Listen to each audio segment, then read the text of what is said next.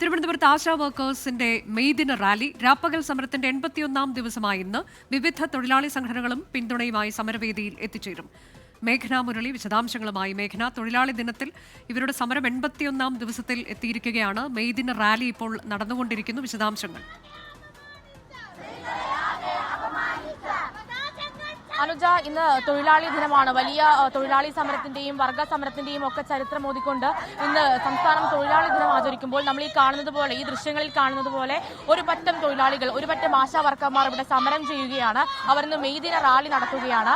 അതിൽ പ്രധാനപ്പെട്ട കാര്യം, സമരം 80ാം ദിവസം കഴിഞ്ഞ്, അതായത് 2 മാസം കഴിഞ്ഞ് സമരം നീളുന്നു. നിരാഹാര സമരം തുടരുന്നു. പല വിധത്തിലുള്ള സമരമാർഗങ്ങൾ സെക്രട്ടേറിയറ്റിന്റെ മുന്നിലടക്കം കാണുന്നു. പക്ഷേ അവർക്കതിൽ പരിഹാരമുണ്ടാകുന്നില്ല. സർക്കാർ അതിനെ പരിഗണിക്കാൻ തയ്യാറാകുന്നില്ല.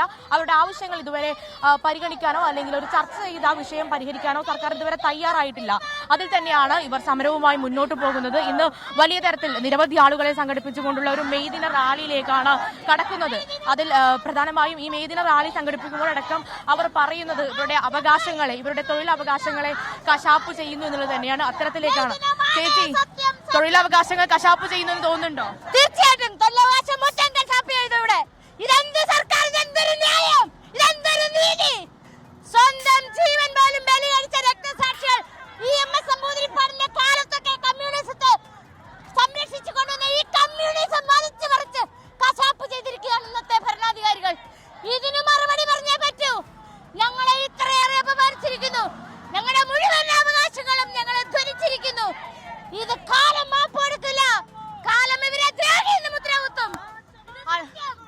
അനുജ, ഇങ്ങനെ തന്നെയാണ്. അതായത് അവർ വലിയ പ്രതിഷേധത്തിലാണ്. കാരണം അവർ 80 ദിവസമായി സെക്രട്ടേറിയറ്റിന് മുന്നിൽ സമരം ചെയ്യുന്നു. അത് പല വിധത്തിലുള്ള സമരമാർഗങ്ങളായി മുന്നോട്ട് പോകുന്നു. ഇപ്പോൾ 4ാം ഘട്ട സമരപരിപാടിക്കടക്കം അവർ തയ്യാറെടുക്കുകയാണ്. 4ാം ഘട്ട സമരപരിപാടിയായി ഒരു സമരയാത്ര, കാസർഗോഡ് നിന്ന് തിരുവനന്തപുരം വരെ ഒരു സമരയാത്ര സംഘടിപ്പിക്കാൻ ഇവർ ഒരുങ്ങുന്നു.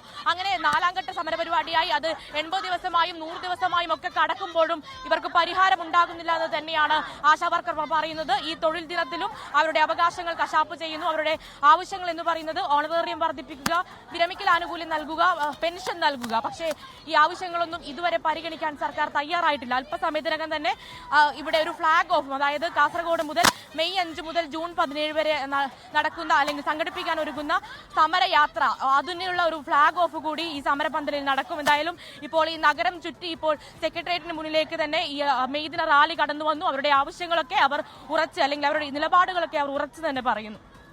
ശരി, തൊഴിലാളി ദിനമായ ഇന്ന് ആശാ വർക്കേഴ്സിന്റെ മെയ് ദിന റാലി തലസ്ഥാനത്ത് നടക്കുകയാണ്. അതിന്റെ തത്സമയ വിവരങ്ങളാണ് മേഘന മുരളി നൽകിയത്. രാപ്പകൽ സമരത്തിന്റെ 81ാം ദിവസമാണ് ഇന്ന്. വിവിധ തൊഴിലാളി സംഘടനകൾ പിന്തുണയുമായി സമരവേദിയിലേക്ക് എത്തിച്ചേരുന്നുണ്ട്.